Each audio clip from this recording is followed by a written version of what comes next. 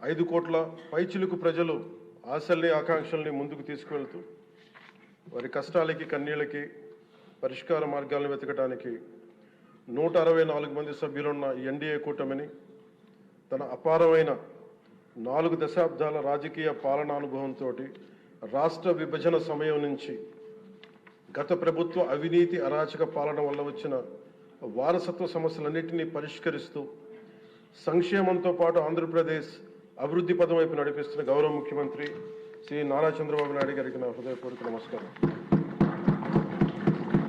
మంత్రివర్గ సహచరులకి తోటి శాసనసభ్యులకి నమస్కరిస్తున్నాను. ఇంకో 3 నెలల్లో 2 సంవత్సరాల పాలనని పూర్తి చేసుకోబోతున్న ఎన్డీఏ ప్రభుత్వం చాలా కాల పరీక్షలను తట్టుకొని ఒక అరాచక పాలన ఎదుర్కొని ఎన్నికల సమరంలో విజేతగా నిలబడింది.